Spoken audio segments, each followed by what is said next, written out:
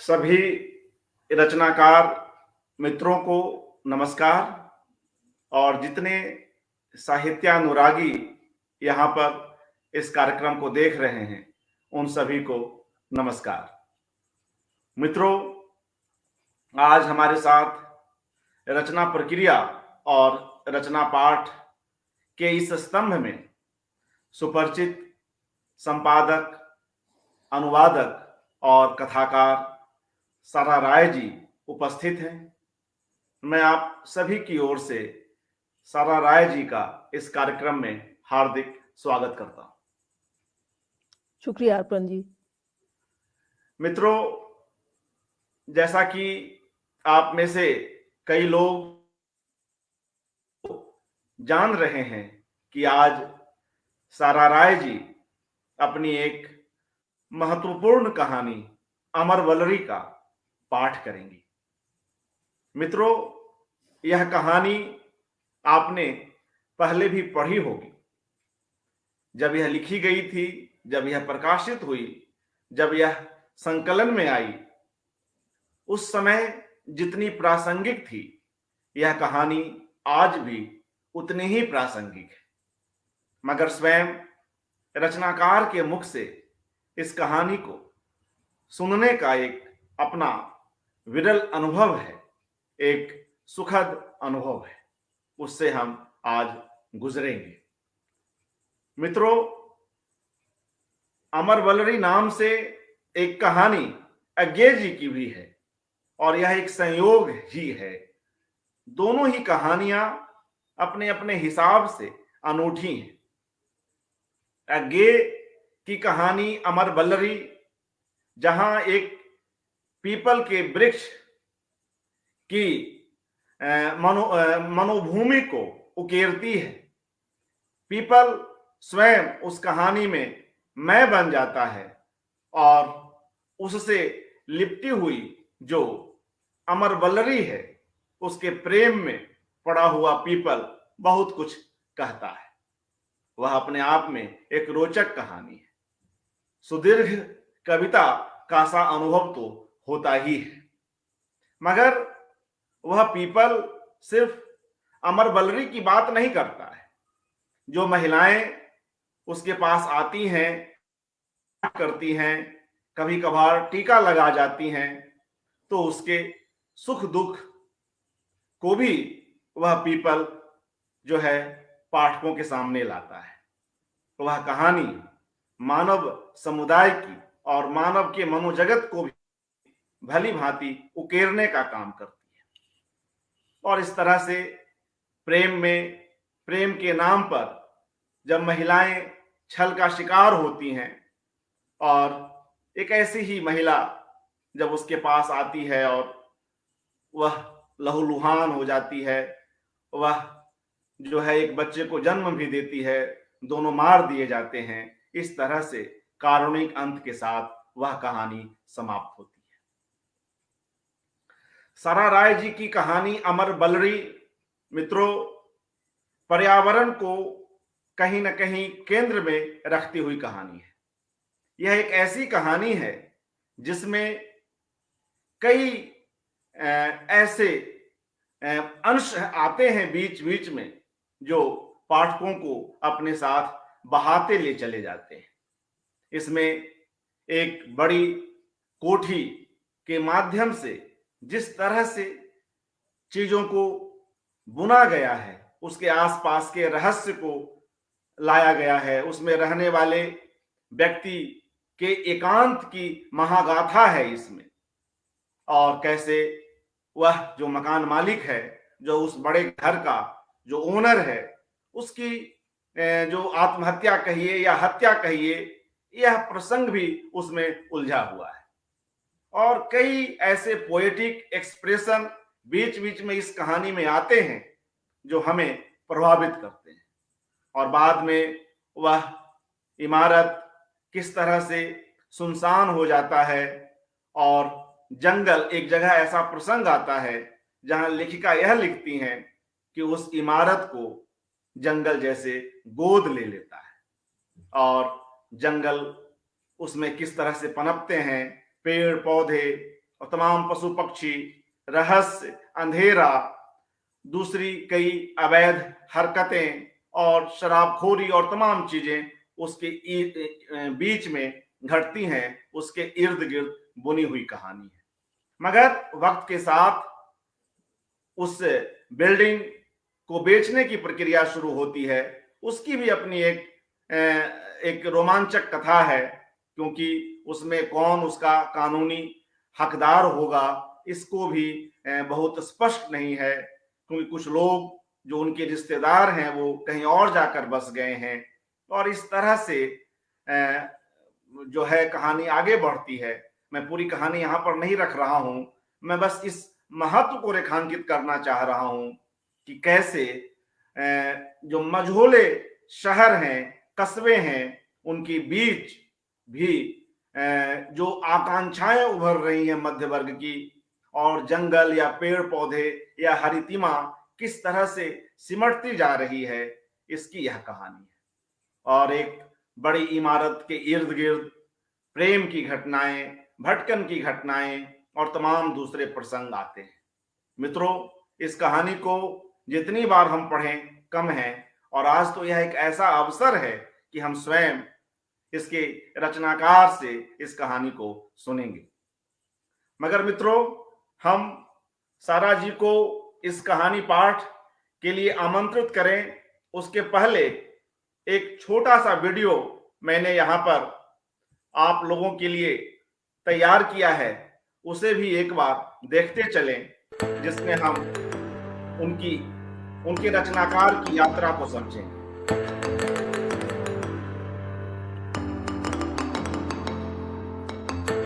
अबाबिल की उड़ान इनका पहला कहानी संग्रह।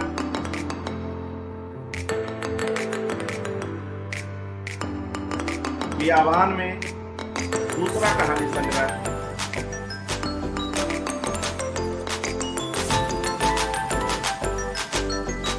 नींद वाली कोठी इनका उपन्यास।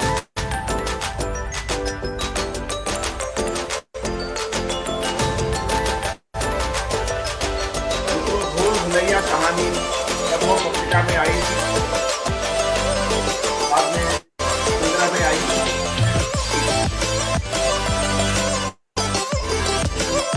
संग्रह के भूल भुलैया की कई भाषाओं में अनुवाद हुए हैं। एक के चित्र मैं यहाँ रख रहा हूँ।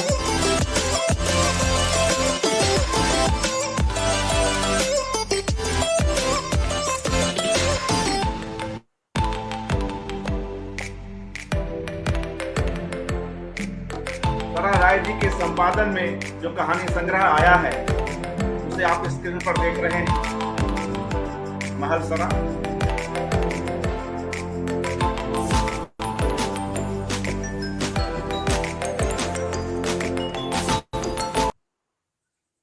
मित्रों, एक छोटी सी यात्रा है सरा राय जी के हिंदी में लेखन की। मगर आप जानते हैं कि सरा राय जी हिंदी से अंग्रेजी में, अंग्रेजी से हिंदी में, उर्दू से हिंदी, उर्दू से अंग्रेजी में भी अनुवाद करती रही हैं। कई विश्व स्तरीय साहित्यिक जो कार्यक्रम होते हैं, जो आयोजन होते हैं, जो प्रतियोगिताएं होती हैं, उसकी ज्यूरी में भी रही हैं, रहती आई हैं, रह रही हैं। तो हम आज सरा राय जी के रचनाकार पक्ष से जुड़े कुछ दूसरे आयामों पर भी चर्चा करेंगे, जहां तक उनकी सुविधा होगी, जो वो हमसे साझा करनी चाहेंगी। उनकी कुछ रचना प्रक्रिया पर, उनके कथाकार की छोटी मोटी कुछ यात्रा या कुछ रोचक प्रसंगों पर भी बात करेंगे। मगर पहले इस कहानी को सुन लेते हैं। अमर बलरी के साथ हम लोग भी आगे बढ़ते हैं। मैं सरा राय जी से निवेदन करता हूं कि वे कृपया अपने इस कहानी को पढ़ें और बाद में फिर हम लोग कुछ और बातचीत करेंगे। सरा राय जी। नमस्कार दोस्तों, और शुक्रिया अर्पण जी, आपने इतनी लंबी चौड़ी भूमिका मेरी दे डाली। मुझे तो कोई भूमिका से क्या मैं कहूँ, लेकिन बहुत अच्छा लग रहा है। आपने बुलाया, मैं आई हूँ यहाँ, और कई बार आ चुकी हूँ, लेकिन हर बार ही आपका इतना आग्रह रहता है कि मैं आ जाती हूँ, नहीं तो मैं जाती नहीं हूँ आसानी से कहीं। जी, तो खैर आज की कहानी जो मैं पढ़ने वाली हूँ उसके बारे में मैं थोड़ा-सा पहले या तो बता दूँ और बाद में जो आप कह रहे हैं चर्चा करने के लिए उसमें अगर कोई सवाल मुझसे पूछे तो मैं उसका जवाब दे सकती हूँ। और अपने आप से कुछ समझ में नहीं आता है क्या बोलूँ, तो खैर इस जी। कहानी के बारे में मैं सबसे पहले या तो बात कर लूँ या बाद में बताऊँ कहानी, पहले पढ़ लूँ? जी, जैसी इच्छा, जैसी आपकी इच्छा। या तो पहले बता ही लें, एक ही बात। हाँ, हाँ, वही मैं सोच रही थी थोड़ा-सा बता दूँ कि जी, जो सुन रहे हैं हमारे मित्र लोग वो कुछ समझ लें कहानी के बारे में कि कहाँ से ये कहानी आई। तो ये कहानी असल में इलाहाबाद पता नहीं आप लोग कितने लोग इलाहाबाद को जानते हैं, गए हैं।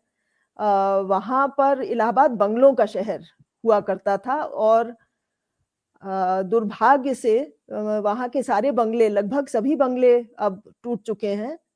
लेकिन जब मैं वहाँ बड़ी हो रही थी, मैं इलाहाबाद की ही हूँ और मैं वहाँ पली-बढ़ी हूँ। तो वहाँ मैं खुद भी एक बंगले में रहती हूँ, अभी भी रहती हूँ। लेकिन पूरे शहर में बंगले ही बंगले और उनके बहुत बड़े-बड़े हाते हुआ करते थे। जहाँ पर ये पेड़ और बगीचे और बड़े-बड़े घर, वो बहुत पुराने घर हैं असल में। तो वो अब उनको तोड़ के वो सब हाई राइज़ अपार्टमेंट्स बनने लगे हैं, काफ़ी हद तक बन गए हैं, तो वो एक ये प्रोसेस जो था ये चल रहा था मेरे सामने हुआ है, तो थोड़ा-सा पेड़ के कटने से तो आदमी को बुरा लगता ही है, तो मुझे लगा कि ये सब इतना नाश हो रहा है, तो ख़ैर वो उसी वहीं से कहीं वो कहानी मेरे मन में आई कि एक जंगल जो है वो किस तरह से ख़त्म होता जा रहा है, सिर्फ़ इलाहाबाद में नहीं फिर वो एक ज़्यादा समझिए व्यापक तरह से ये दुनिया भर में हम कह सकते हैं कि जंगलों को काटा जा रहा है, पूरा नुकसान पर्यावरण का जैसा कि अर्पण जी ने कहा वो नुकसान होता चला जा रहा है। तो उस तरह से मेरे मन में ये कहानी आई और मैंने देखा कि अमर वल्लरी एक बेल होती है, जो कि बहुत ही अ, फैल जाती है। हर चीज़ पे वो चढ़ जाती है। मेरे बंगले में खुद भी बस बरसात हुई, बरसात ना भी हो तो भी वो जंगल की तरह से चारों तरफ फैल जाती है। तो मुझको एक लगा कि एक ये सब चीज़ें तो कट जाती हैं मगर एक शाश्वत का प्रतीक जैसा मुझको उस अमर वल्लरी में लगा और उसके नाम के आगे अमर जुड़ा भी हुआ है। अमर बेल वहाँ हम लोग उसको कहते हैं, एक जो वहाँ की स्थानीय भाषा में उसको अमर बेल कहते हैं और अमर वल्लरी उसका पूरा नाम है।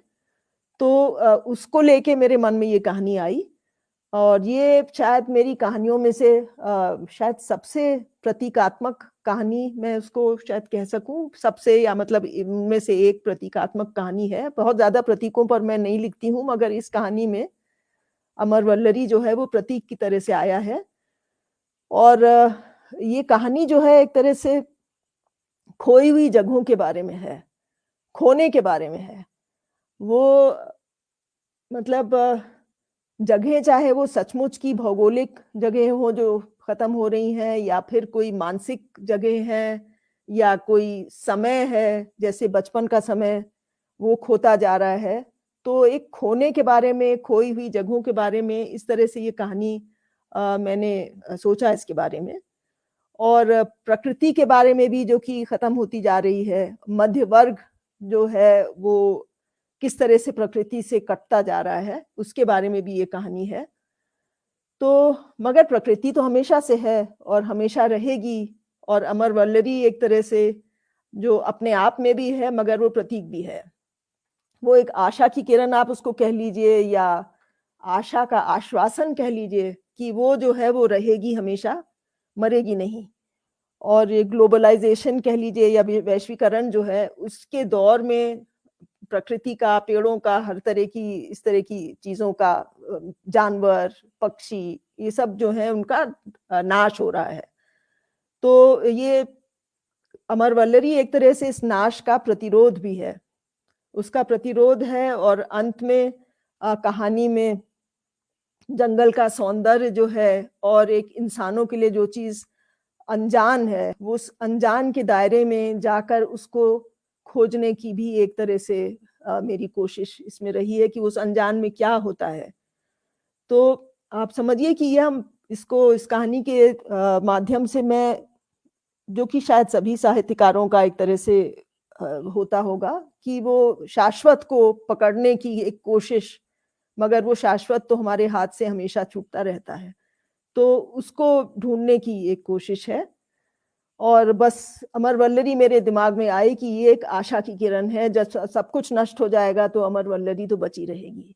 तो मन के अंधेरे में ही चाहे वो पनपती रहे, मगर वो पनपती रहेगी और ख़त्म नहीं होती हो जाएगी। तो ये एक तरह से मेरे मन में एक प्रतीक की तरह से ये आया। और कहानी में मतलब एक मध्य वर्ग की असुरक्षा के बारे में भी एक तरह से ये कहानी है, कि किस तरह से हम जो नई-नई चीज़ों के पीछे भागते हैं, जो समझिए कि चकाचौंध है बड़े शहरों की, वो छोटे शहर में भी लोग चाहते हैं कि हमारे पास भी वो चीज़ आए। तो ये छोटे शहर में रहने वालों के बारे में भी है, एक तरह की उनकी मानसिक स्थिति के बारे में भी है। तो यही सब है बातें जो एक जो असल में कहानी के बीच में ये बंगला जो है जिसमें बहुत पेड़ हैं, जंगल है, तो वहाँ एक उजड़ा हुआ पड़ा हुआ है, उसके जो मालिक हैं वो मर गए हैं। तो उसमें तरह-तरह की हरकतें होती हैं, लोग आके जमा होते हैं वहाँ, तो एक अंधेरी सी जगह है। तो मध्य वर्ग को लगता है कि वहाँ से कुछ जैसे अंधेरा मेरी तरफ चला आ रहा है, तो वो चाहते हैं कि शहर की जगमगाहट उन तक पहुँचे। तो ख़ैर ये कहानी के बारे में मैं क्या बोलूँ, मैं कहानी ही अब पढ़ देती हूँ और बाद में कोई कुछ पूछना चाहेगा, जानना चाहेगा तो मैं कोशिश करूँगी कि बात कर सकूँ उसके बारे में। जी, तो मैं स्वागत। कहानी हाँ, अब कहानी मैं शुरू करती हूँ।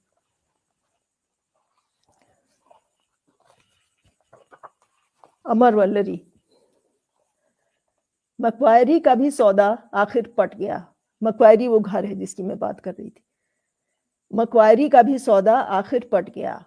वो उजड़ा हुआ बदनाम हाथा जो अपने घने अंधेरों की फौज लिए न जाने कब से शहर के संपन्न संयोजित इलाके की जगमगाहट को चुनौती दिए हुए था।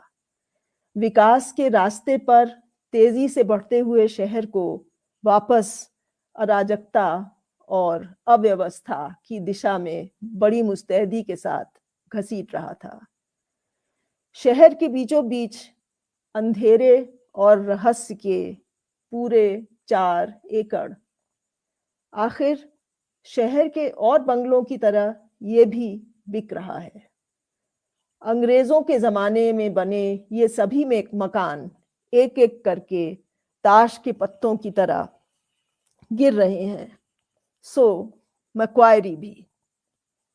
रात को साइकिल चलाते हुए मैक्वायरी के सामने से गुजरो तो पैर खुद ब खुद पेडल पर ज़्यादा तेज़ी से चलने लगते थे। फिर भी पीछे मुड़-मुड़ कर उस टूटी हुई चहारदीवारी के अंदर झाँकने का लोभ त्यागना आसान नहीं था। चहारदीवारी के अंदर अंधेरे में विचरते आकारों को बूझने की इच्छा हर बार उसी तरह से मन में उठ आती थी। बरगद के काले साये के नीचे क्या कोई आदमी बैठा है? या कि वो झाड़ी है? या भगवान न करे दूसरे लोक का कोई प्राणी? रात को गांजे की मीठी खुशबू हाथे में उठती है। चिंगारियां जलती हुई दिखती हैं, जो लाल पंखुड़ियों की तरह हवा में बिखर जाती हैं। कौन नहीं जानता कि बरसों से इस उजड़े हुए हाथे के अंदर शहर के आवारा और बदमाश सभ्य समाज से निष्कासित लोग शाम को ताश के पत्ते और सस्ती दारू की पन्नियां लेकर जमा होते हैं। चौपड़ जमती है। समाज के हाशिए के अंदर रहने वाले सामान्य सज्जन लोग इस तरफ रुख नहीं करते। हम में से जो ज्यादा पुराने हैं उन्हें याद है मैक्वायरी के दूसरे दिन जब वीराना उस पर हावी नहीं हुआ था, जब वो साफ सुथरा नियंत्रित था। लालमणि वर्मा पुराने वकील के दिनों में। लालमणि वर्मा अंग्रेज के बाप, लग्गी की तरह लंबे, सिर पर बोलर हैट, हाथ में बेंत और मुंह पर ताला। शाम को वो टहलने निकलते थे तो उनके पास जाकर बात करने की किसी की हिम्मत नहीं होती थी। उनके इर्द-गिर्द दूरी और सन्नाटे का एक घेरा बना रहता था। वो कब बोलते थे, निजी तौर पर किसी को इसका ज्ञान न था। वो कवच के अंदर रहने वाले आदमी थे। पत्नी की मृत्यु के बाद वो मैक्वायरी में अपने बड़े से लैब्राडोर कुत्ते के साथ रहने लगे थे।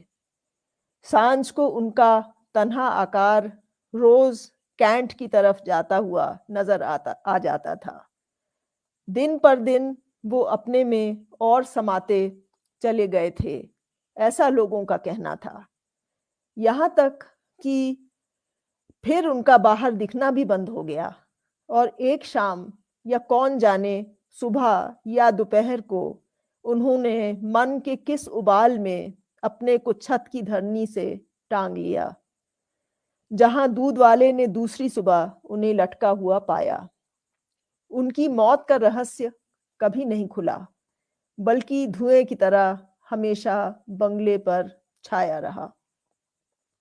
रहस्य कभी नहीं खुला, मगर इसका मतलब ये नहीं कि उसको लेकर सैकड़ों कहानियां नहीं गढ़ी गईं, जो बरसों तक शहर में फुसफुसाई गईं।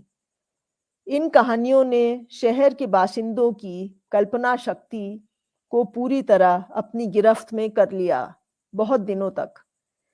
यहाँ तक कि बूढ़ा मुरली अब कसमें खाता है कि मैक्वायरी के बियाबान फैलाव में बकरियां चराते हुए उसने लालमणि वर्मा की लाश पीपल से लटकती ज्यादा दूर नहीं, सिर्फ 100 गज की दूरी पर अपनी आंखों से देखी है। जबकि लाश तो पीपल पर नहीं, कमरे के अंदर पाई गई थी। लाश असली थी या सिर्फ उसके घबराए हुए दिमाग का फितूर? उसकी चीख दिल दहलाने वाली थी, जो इतने बरसों बाद भी खामोश होकर समय के किसी जाल में अटक गई है। शाम को दोस्तों और कुनबे के बीच वो उस मंजर का बयान करता है तो आज भी रोंगटे खड़े हो जाते हैं। सुना गया था कि लालमणि वर्मा ने मैक्वायरी को किसी एमिली जॉनसन से खरीदा था। बंगले के तिकोने माथे पर तारीख सीमेंट के हरफों में अब भी लिखी है, 1911, काई और कालिख में छुपी हुई। तभी से बंगला मौजूद है। तब के उसके हरे लॉन और फूलों की क्यारियां, अमरूद और आम के बागात, बगीचे के तब एकदम किनारे खड़े ऊंचे पेड़, अब चेतन के विचारों की तरह, जो धीमे धीमे करके सारे हाथे पर हावी होते गए, यहाँ तक कि जंगल ने आखिर बंगले को अपना लिया, जैसे वो बरसों से गुमराह उसका बच्चा हो। रविशों पर घास उगने लगी। करीने से कटे लॉन पर नागर मोथे ने घर में घुसे भेदी के दांव पेच के साथ काबू पा लिया।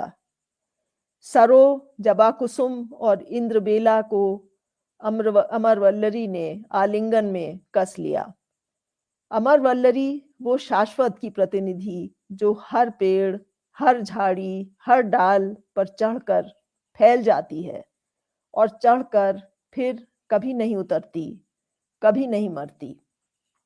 जो धरती से न उपजे तो भी हर जगह हो जाती है, हर चीज से जन्म ले लेती है, हवा से, पानी से, आसमान से, चिड़िया से, कुछ भी नहीं से।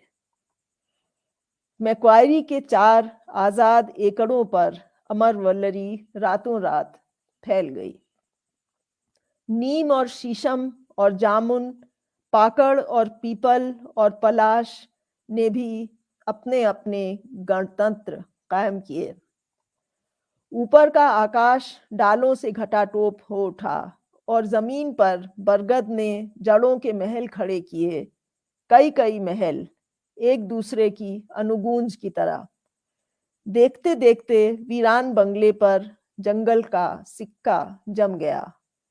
लोमड़ी, सियार और साही, जो बंगले के दूसरे दिनों में अपने को लिए दिए रहते थे, राहजनों की तरह खुले खजाने निकल कर टहलने लगे और चांदनी रातों पर हुक्का हुआ की आवाजें सड़क पर चलने वालों को भी सुनाई देने लगी। और पक्षी तो खैर हमेशा से थे, बाज और हरियल और धनेश, जमीन और आसमान की खबर रखते हुए। मैक्वायरी अब किसका है, ये भी मामला कुछ अस्पष्ट है। लालमणि वर्मा के बच्चे नहीं थे। कैलाश बनिया, जो इस इलाके का पुरनिया है, बताता है कि उनका एक भतीजा है विलायत में कहीं।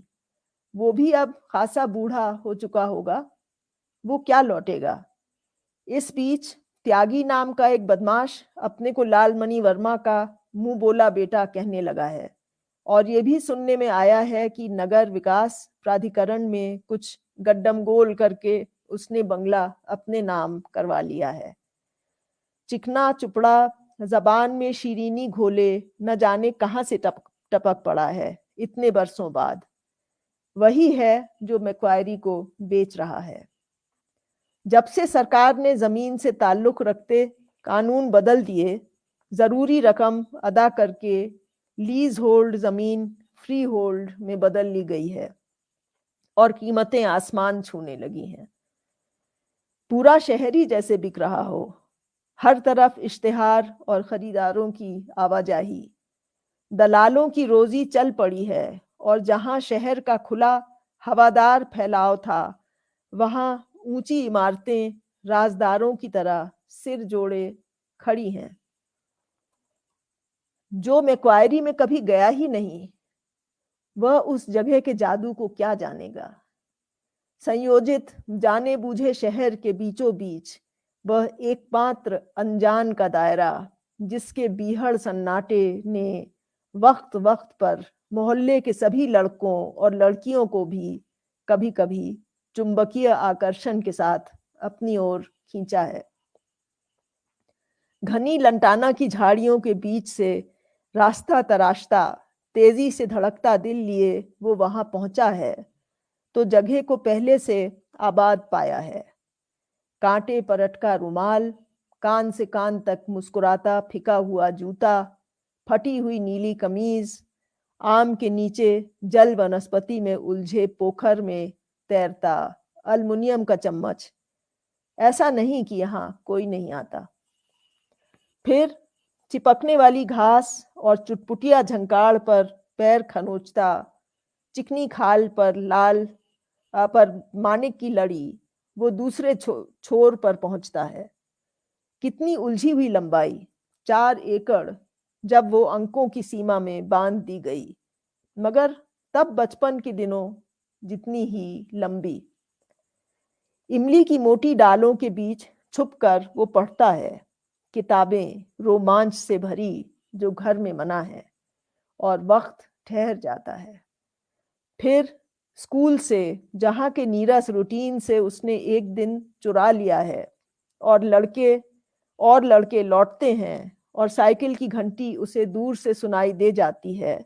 वो डालों से उतरता है जैसे कि माँ की गोद से, और साइकिल वाले गैंग के साथ हो लेता है। वो गैंग कब का तितर बितर हो चुका, कोई देश के उस कोने में, कोई दुनिया के। जो शहर में रह गए वो भी कम मिलते हैं, उन दिनों की तरह नहीं जब खिड़की के बाहर धीमी सीटी की आवाज मैक्वायरी के खतरों से भरे जंगल के बीच मिलने का न्योता होता था। वो जो कहीं नहीं गया, जो शहर में रह गया, 20 साल बाद घुटने पर लगी पुरानी चोट के आकार में मैक्वायरी के जंगल को ढूंढता है, और जंगल के भीतर उस इंद्रधनुषी गेंद को जो किसी प्राचीन दोपहर में उसने वहां खोई थी, जो दूर उछलकर झाड़ियों में जा गिरी थी, और हरे के अंदर हरे के अंदर हरे के अंदर हरे में वो ढूंढता चला गया था। आज भी हरा रंग देखकर वो कुछ देर सन्नाटे में चला जाता है। नहीं मिली थी गेंद, मगर अचंभे से सांस खींचकर उसने पाया था अमर वल्लरी से ढकी झाड़ी के नीचे बिछी चांदनी की चादर। पंखे नुमा पंखड़ियों वाले सफेद फूल अकेले में जमीन पर बिखरे हुए।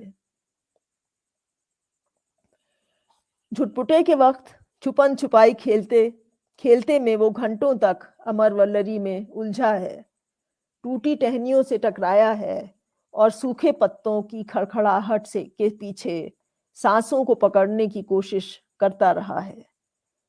हर झाड़ी में आंखें हैं, टांगे और हाथ, और जंगल के बीच अकेला खड़ा, साथियों को ढूंढने में असफल। उस लंबे क्षण की हार को वो अपनी त्वचा के नीचे आज भी महसूस करता है। और वही क्षण क्यों, वो जगह ही ऐसी है कि पूरी की पूरी उसके मानस में घुसी बैठी है, किसी आत्मीय ज्ञान की तरह। उन साथियों में से कुछ कभी कभार दिख जाते हैं, किसी जलसे में या स्कूल में जहां वे बच्चों को पहुंचाने या लेने आते हैं। उस स्कूल में जहां वो भूगोल का अध्यापक है और बच्चों को दक्षिण अमेरिका में ओरिनोको नदी के बारे में पढ़ाता है। ओरिनोको के तट पर घने जंगल, जिनकी जमीन से पत्थर के पठार सिर उठाते हैं पाषाण मुनियों की तरह, मगर जंगल के नाम से उसे वही वीराना याद आता है, मैक्वायरी, और जानता है कि साथियों के उम्र की चर्बी से गोल मटोल चेहरों कि मुखौटों के नीचे वो मुलाकातें और खेल और अमर वल्लरी अभी मौजूद हैं, क्योंकि अमर वल्लरी कभी मरती नहीं। बाद में, बहुत बाद में, बदनाम मैक्वायरी का नाम बदनाम इंद्रानी से भी जुड़ गया, जिसको सुनसान दोपहरों में अक्सर उजाड़ हाते के अंदर जाते देखा गया, हमेशा एक नए के किसी नए के साथ। उसका जल्दी से सिर घुमाकर इधर उधर सड़क पर देखना और झट से झाड़ियों में लुप्त हो जाना। इंद्रानी, जिसकी माँ ने बचपन में ही गरीबी के कारण उसे अनाथाश्रम के हवाले कर दिया, और वो मैक्वायरी के जंगली पौधे की तरह बढ़ती रही बिना किसी रोक टोक के। वो किसी के भी साथ जाने को तैयार हो जाएगी, ऐसी अफवाह थी उसके बारे में। उन्हीं दिनों बरगद के नीचे मैले चिथड़े में लिपटी पाई गई कुछ दिनों की बच्ची के खड़े नाक नक्शे को चोरी छिपे देखकर मोहल्ले के छैलों ने अपने को आश्वस्त किया कि कहीं शक्ल उनसे तो नहीं मिलती। क्या हुई वो बच्ची और कहाँ गई इंद्रानी, आखिर में कोई नहीं था जो तफ्तीश करता। और 3 गोलियां हवा में फायर की थीं शेर अली ने, जब वो मैक्वायरी की चारदीवारी एक छलांग में साफ लांघता हाथे में घुसा था। पुलिस उसे बेतहाशा खदेड़ती हुई पीछे पीछे आई, पर मैक्वायरी का जंगल तो उसका जाना हुआ इलाका था। मिनटों में वो हुर्र हो गया। शेर अली गुंडा, जो गरीबों का मददगार की तरह मशहूर था और जो किसी सेठ का खून करके भागा था। छान मारा पुलिस ने मैक्वायरी को, मगर शेर अली तो जैसे छूमंतर हो गया था। उसकी 3 गोलियों के जलते धुएं की बू और कड़ाकेदार आवाज हो ना हो मैक्वायरी की फिजा की तहों में अब भी कहीं दबी पड़ी है। स्कूल जाते में वो मैक्वायरी के सामने से गुजरता है तो बचपन की एक धुंधली सी छवि उसकी आंखों में उभरती है। मैक्वायरी के बाहर पुलिया पर बैठा बीड़ी पीता शेर अली, बुर्राक सफेद मलमल का कुर्ता, घनी और नर्म मूछें, पैनी आंखें, गोरा चिट्टा। सभी को मालूम था कि वो अफगान है। मैक्वायरी के बिक जाने की खबर पाते ही आसपास के अपार्टमेंट्स में रहते लोगों ने चैन की सांस ली है।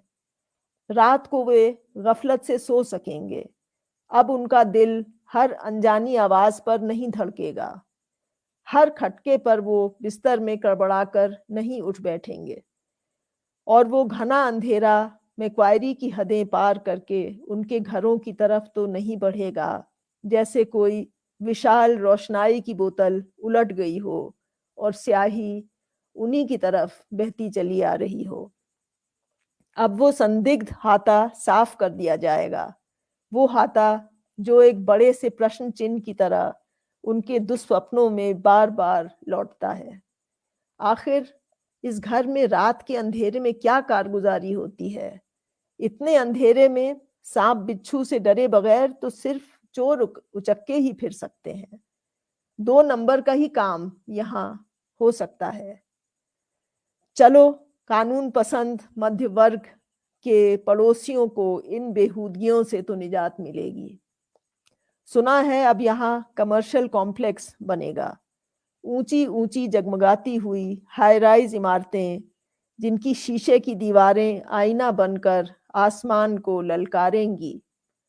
ढेरों दफ्तर इनमें खुलेंगे, शॉपिंग मॉल भी, और सिनेमा घर, और बरिस्ता, और मैकडॉनल्ड, और डिस्को। बड़े शहरों की सभी सहूलियतें बड़े शहरों की सभी सहूलियतें जिनके लिए इस शहर के निवासी तरसते थे, अब उनकी पहुंच के दायरे में आ जाएंगे। रोशनियों की बारात में वो अजनबी अंधेरे कभी लौट न सकेंगे, और न ही आरसीसी के पक्के रास्तों पर घास का एक तिनका भी सिर उठा पाएगा। तो फिर बुलडोजर आएंगे, आरा मशीनें और ट्रकें, जिनमें ईंट, गारे, लोहे, लक्कड़ का मलबा भर भर के यहाँ से जाएगा। पुराने और विशाल पेड़ 2.5 फुट चौड़े तने वाले दर्दनाक कराह के साथ गिरेंगे, और उनके गिरने से भूचाल ही बस आ जाएगा। तनों की बोटियां की जाएंगी, अंदर से लहू के रंग की, जो ट्रकों पर लद कर रवाना होंगी, और कुछ दिनों तक हवा में कटी लकड़ी और कुचले पत्तों की बू के अलावा कुछ ना होगा। मगर इन सब के बावजूद जब आखिरी पेड़ का आखिरी पत्ता यहाँ से हटा दिया जाएगा, अमर वल्लरी कहीं पर आजादी से फैलती रहेगी। अमर वल्लरी जो कुछ भी नहीं से हो जाती है और कभी नहीं मरती। रोशनी और जगमगाहट की एक मंजिल से दूसरी मंजिल तक सफर करते हुए शहर के निवासी कुछ देर ठिठकेंगे और पाएंगे कि मन के आदिम अंधेरों में अमर वल्लरी ने अपनी जगह ढूंढ ली है। क्योंकि अमर वल्लरी तो ऐसी ही होती है, वो मरती ही नहीं। शुक्रिया, कहानी खत्म।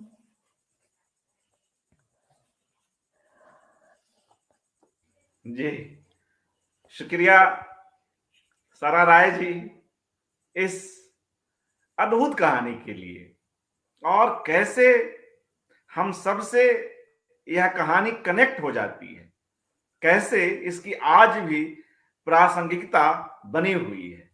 मित्रों, हम इस कहानी को पढ़ते हुए अपने शहर में, अपने कस्बे में चले जाते हैं, और ऐसे ही किसी बड़े अहाते की बिल्डिंग को याद कर लेते हैं, जिसके आसपास, जिसके चारों ओर हम भटकते भी थे, रोमांचित भी होते थे, डरते भी थे, और उसके आसपास के लोग कैसे उन अंधेरों से घबराते भी थे। ये तमाम चीजें हम यहाँ देख सकते हैं। मित्रों, बड़ा ही एक अच्छा अनुभव होता है कि जब हम किसी ऐसी कहानी को सुने स्वयं रचनाकार की ओर से, और उसका अपना एक आनंद लें।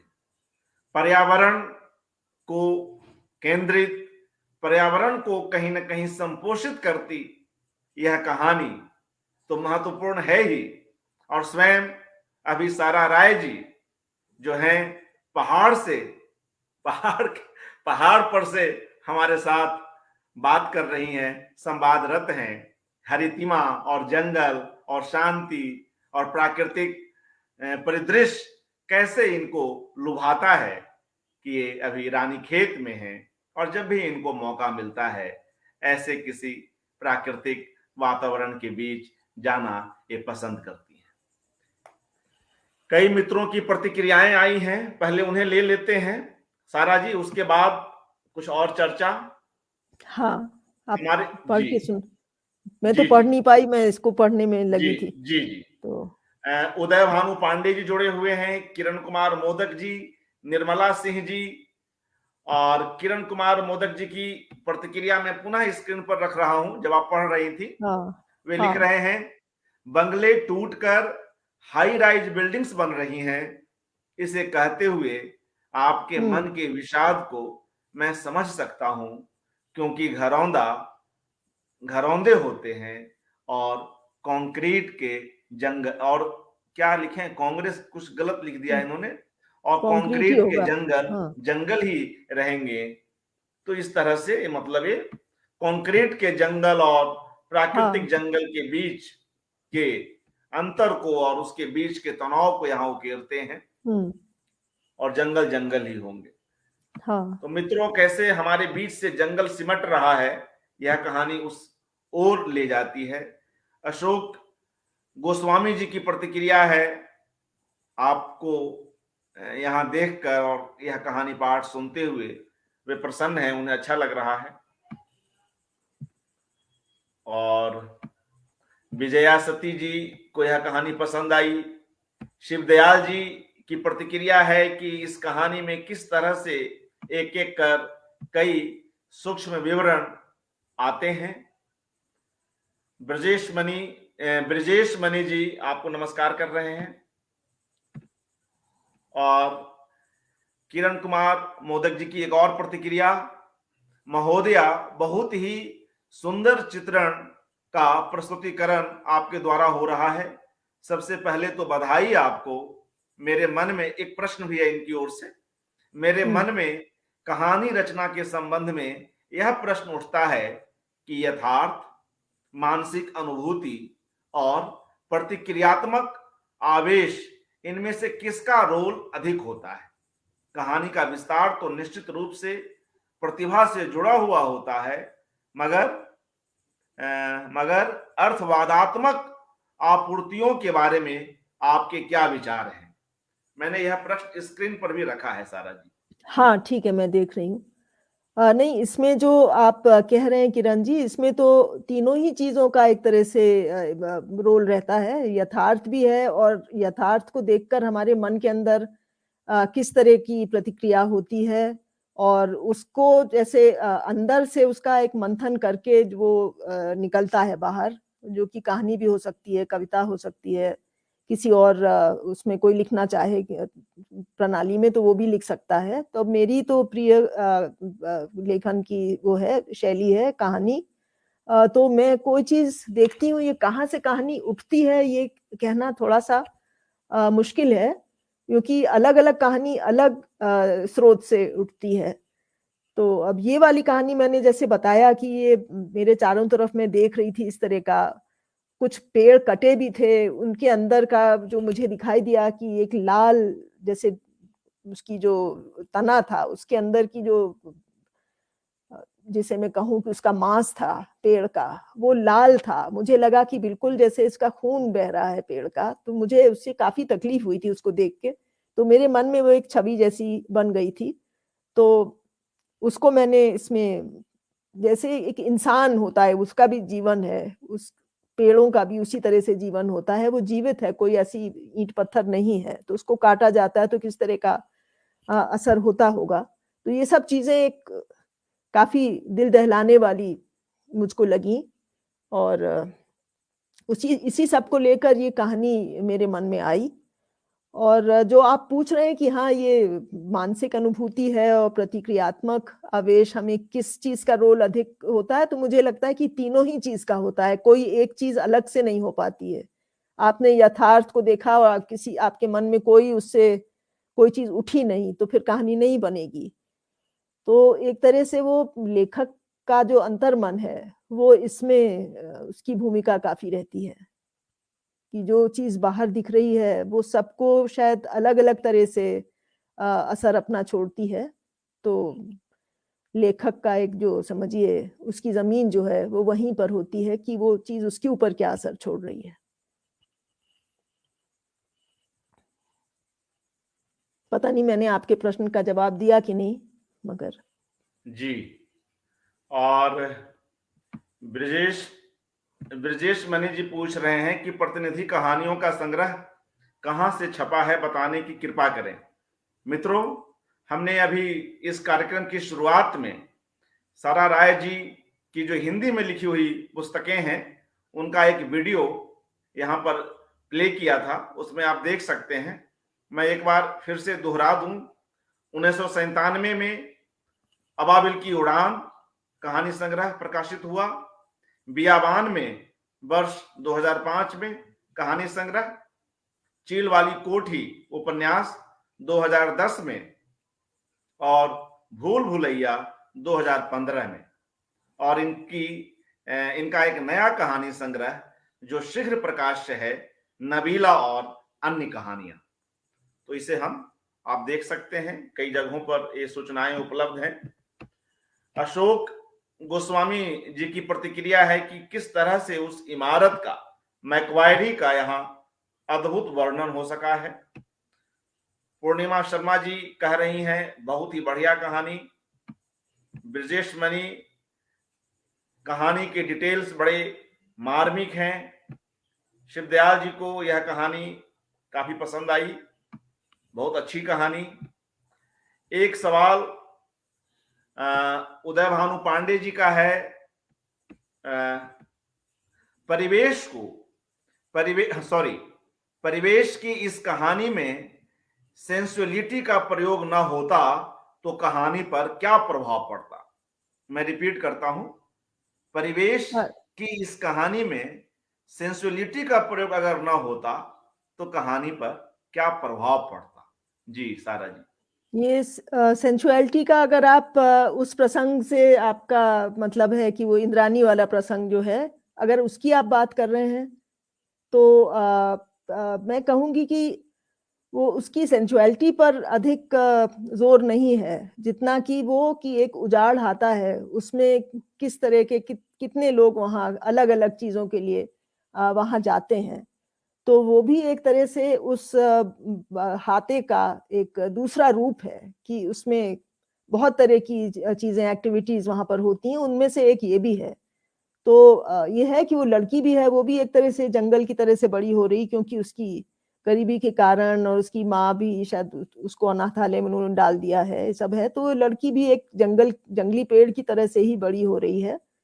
तो अब पता नहीं उसको आप सेंसुअलिटी कहेंगे क्या कहेंगे, लेकिन वो मेरा उससे सेंसुअलिटी से उतना मतलब नहीं था जितना कि था कि ये बंगले में, हाथे में तरह तरह के लोग आते हैं, और जैसे शेर अली भी आता है, वो गुंडा है, वो भी बंदूक फायर करता है, और वो उसका भी है। फिर एक जो वहाँ आत्महत्या उन्होंने जो उसके मालिक ने कर ली है, उनकी भी एक, जैसे एक जो हाथा है वो एक तरह का स्पेस है जिसमें कि ये सब एक तरह से उसके ऊपर लिखी गई हुई लिपियां हैं, एक तरह की आप मान लीजिए उसको कि हाथे पर लिखी हुई लिपि है, जो कि आत्महत्या वाले की भी है और इस इंद्राणी की भी है, शेर अली की है, जो उसका कहानी का जो नरेटर है वो भी वहां जाता है, वो उसकी अलग कहानी है उसको लेके।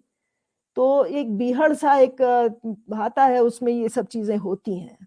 तो सेंसुअलिटी का प्रयोग उसमें एक तरह से करना मुझे लगा कि ठीक ही है, क्योंकि ये भी होता है वहां।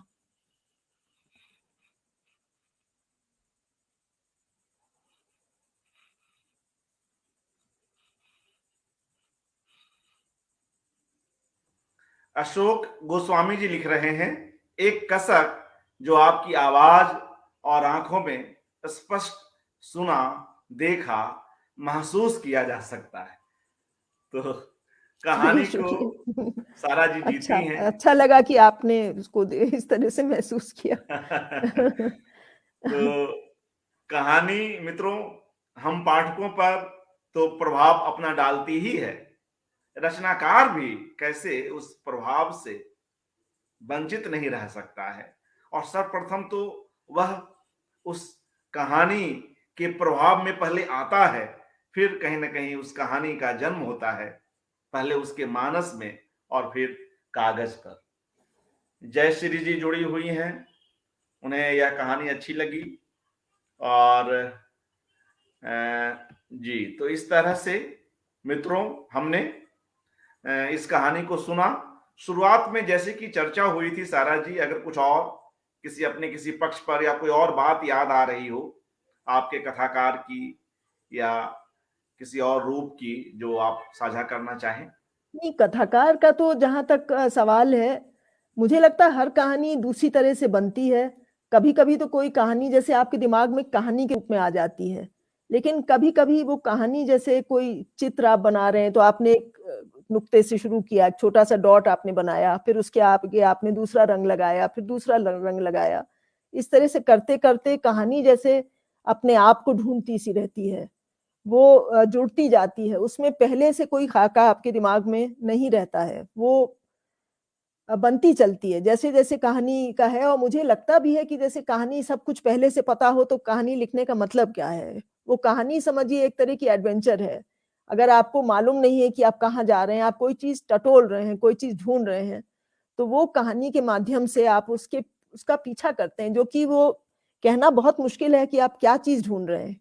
लेकिन एक ये बहुत ही रहस्यमय जैसी एक क्रिया है, समझिए कि आप पहले से नहीं जानते, मगर आप जब उसको लिखने लगते हैं, कागज़ पर उतारते हैं, एक शब्द लिखते हैं, तो उसके आगे दूसरा शब्द पता नहीं कैसे जुड़ जाता है, फिर वो शब्द उसमें जुड़ते चलते हैं।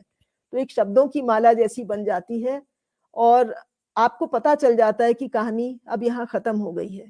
चाहे उसमें एक्शन जो है कहानी का वो बहुत ज़्यादा उसका, मेरी कहानियों में वैसे प्लॉट बहुत ज़्यादा होता भी नहीं है और एक्शन उस तरह से नहीं होता है। मेरी कहानियाँ जो हैं वो ज़्यादातर मन के अंदर की या दिमाग के अंदर की एक स्थिति को उजागर करती हैं।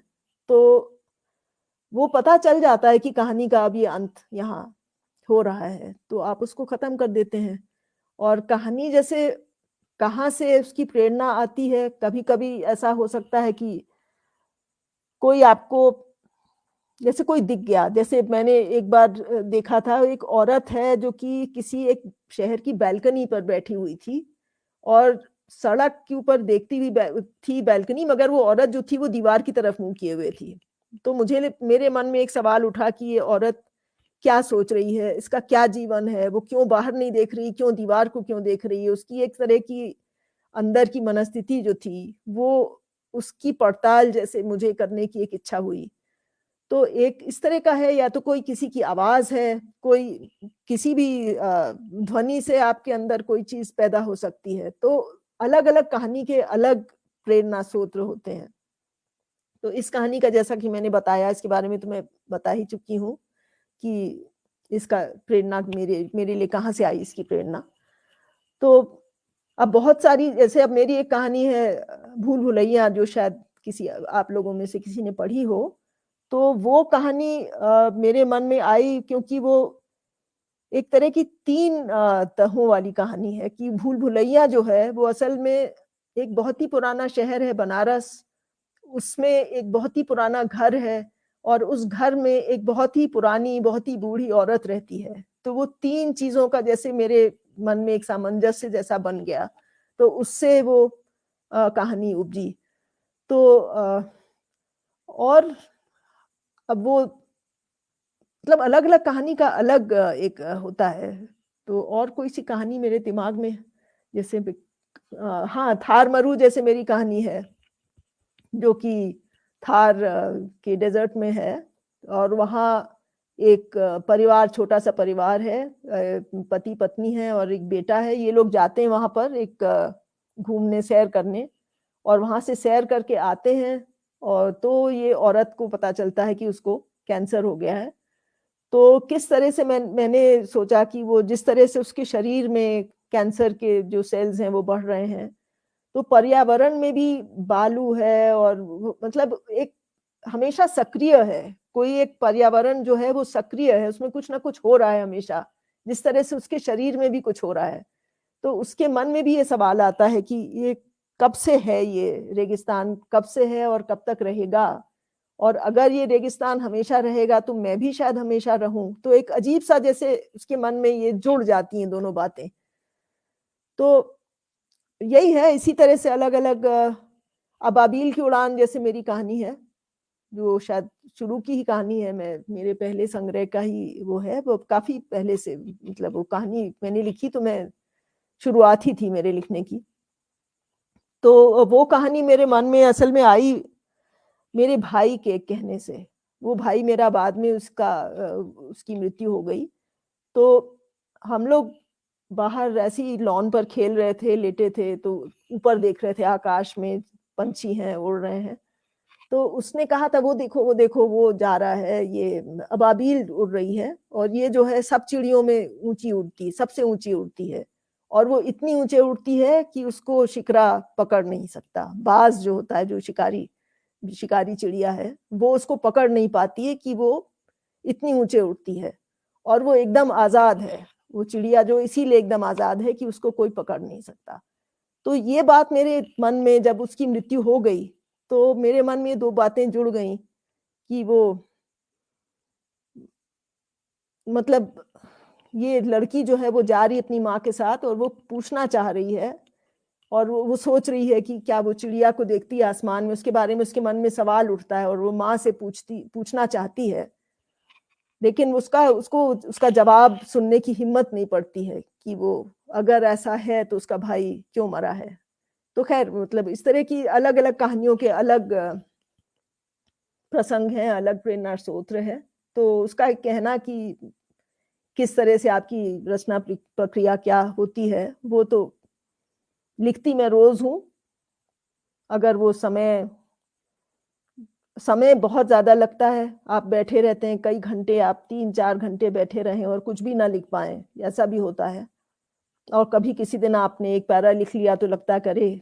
तो बिल्कुल जैसे बहुत अच्छा हो गया, आज इतना लिख लिया। तो बहुत ही मैं धीमे-धीमे लिखती हूँ, कहानी लिखने में, कंप्लीट करने में भी मुझे काफ़ी समय लग जाता है। तो ये है मेरी, कोई सवाल कोई पूछना चाहे तो मैं जवाब उसका दे सकती हूँ।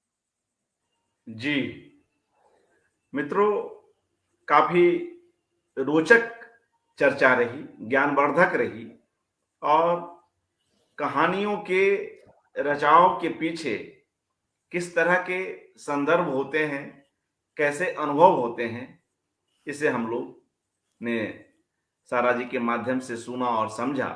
और हर रचनाकार का अपना एक तरीका है, उसके अपने अनुभव लोक हैं, जिसके माध्यम से उसकी अपनी रचनाएं आती रहती हैं।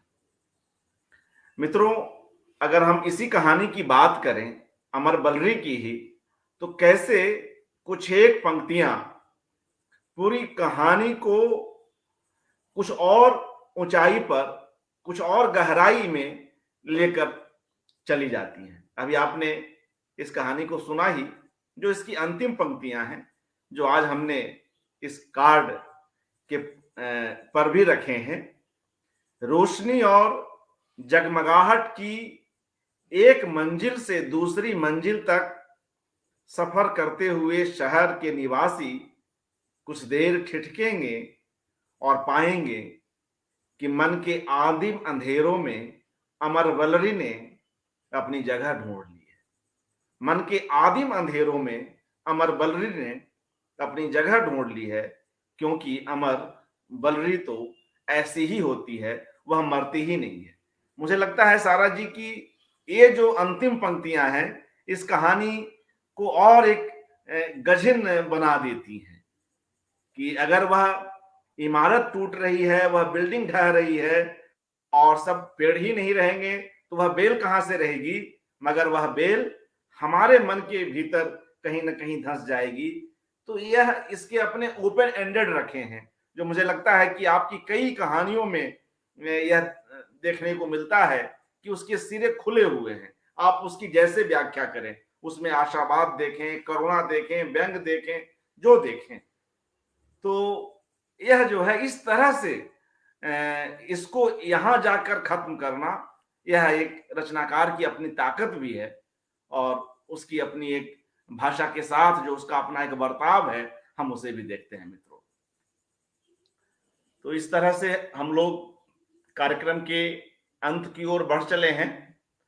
एक सवाल या एक कमेंट, कहानी की रचना के समय स्वयं के साथ चल रहे आत्मा संवादात्मक प्रक्रिया के दौर से गुजरने के बाद कैसा लगता है? किरण जी का यह सवाल है, किरण कुमार मोदक जी का, कि कहानी की रचना के समय स्वयं के साथ चल रहे आत्म संवादात्मक प्रक्रिया के दौर से गुजरने के बाद कैसा लगता है? जी असल में ये कोई कभी-कभी ऐसा तो संवाद होता है, लेकिन कभी-कभी एक फ्रस्ट्रेशन भी होता है कि वो संवाद आगे नहीं बढ़ रहा है, आपको लगता है, क्योंकि कहानी जैसे मैंने कहा, वो पूरी कहानी बन के आपके मन में नहीं आती है, वो धीमे-धीमे करके जुड़ती चलती है और बढ़ती चलती है।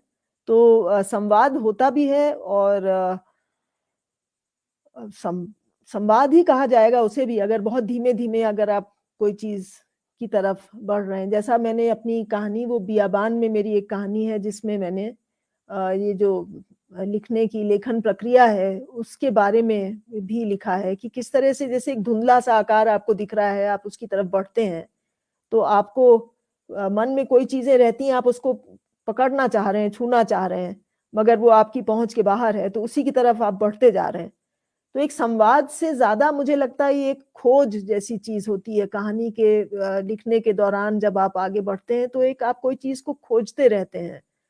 तो संवाद तो ख़ैर होता है, मगर ये खोज मेरे लिए ज़्यादा एक अहम चीज़ है कि आप कोई जो किनारा आपको दिख रहा है, आप वहाँ तक पहुँचना चाह रहे हैं, तो उसकी तरफ आप बढ़ रहे हैं।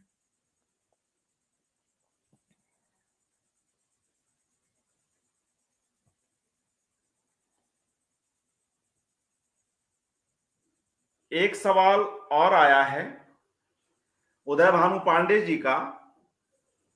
वे लिखते हैं कि क्या आप ओ कॉर्नर की तरह कहानी में लिरिकल एलिमेंट को जरूरी मानती हैं? एक कहानी मतलब एक लिरिकल तो अच्छी बात है, लेकिन हर कहानी लिरिकल नहीं हो सकती और ना होना चाहिए। मुझे लगता है हर कहानी का अपना रूप होता है, एक अपना आप क्या कहना चाह रहे हैं। जैसे आप कहानी लिखना शुरू करते हैं तो एक तरह से आप एक तरह का क्राइटेरिया आपके मन में रहता है कि हम ये कहानी है इसका, और आपको लगता है कि हर कहानी में लिरिसिज्म तो नहीं चलेगा। जैसे कोई व्यंग की कहानी है और मेरी कई कहानियाँ हैं जो कि मतलब सैटायर के रूप में भी हैं, जो अब मेरा जो आने वाला संग्रह है उसमें कुछ कहानियाँ सोशल सैटायर जैसी हैं, तो उसमें तो आप लिरिकल कहानी नहीं लिख सकते हैं। तो एक कहानी का रूप जो है वो बताता है आपको कि इसमें लिरिसिज्म होना चाहिए या इसमें व्यंग है या इसमें कोई जैसे कि कोई प्लॉट है जो मतलब उस जिसका सॉल्यूशन निकलना है। तो ये हर कहानी का फ़र्क होता है। हर कहानी में लिरिकल एलिमेंट तो आ जाता है, अक्सर मेरी कहानियों में आ जाता है, क्योंकि मैं वर्णन बहुत रहता है मेरी कहानियों में, विवरण रहता है, तो उसमें वो थोड़ा-सा लिरिकल हो जाता है, लेकिन अपने आप में मुझे नहीं लगता है कि ये हर कहानी के लिए ज़रूरी है। तो कहानी की अपनी एक शर्तें होती हैं, उन शर्तों को पूरी करती हुई वो कहानी रहती है।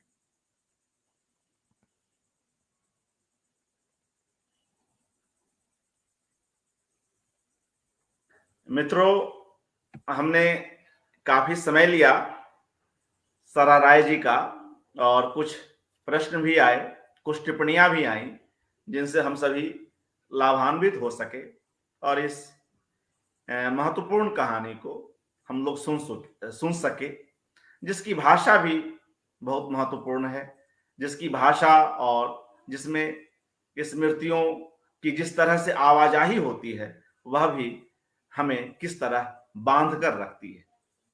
चलते चलते मित्रों, हमने एक और वीडियो तैयार किया है जिसमें हमने सारा राय जी द्वारा जो अंग्रेजी में अनुवाद की हुई पुस्तकें हैं उसको एक जगह जमा करने की छोटी सी कोशिश की है।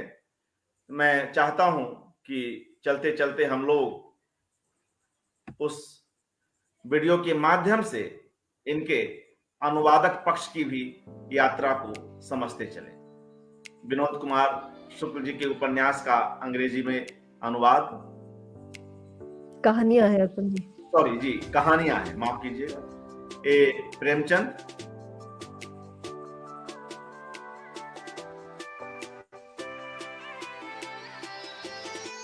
ये इनमें कुछ महत्वपूर्ण रचनाकारों की कहानियों का संकलन।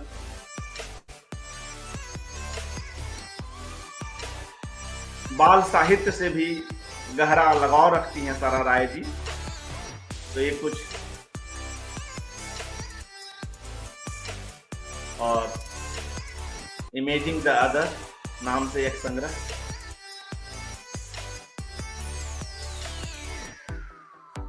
और पंकज बिष्ट की यह रचना भोलू एंड गोलू एनबीटी की ओर से प्रकाशित। और यह इस किताब का हमें आवरण नहीं मिल पाया, जो उदय प्रकाश जी की कहानियां हैं।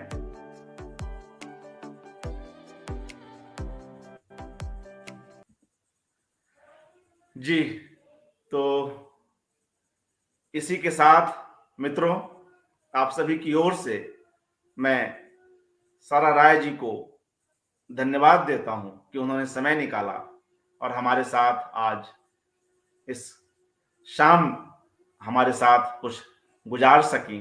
और अच्छा लगा कि इन्होंने अपनी एक कहानी का पाठ किया और अपनी कुछ यादों को हमसे बांटा, अपनी रचना प्रक्रिया पर भी कुछ बातचीत की।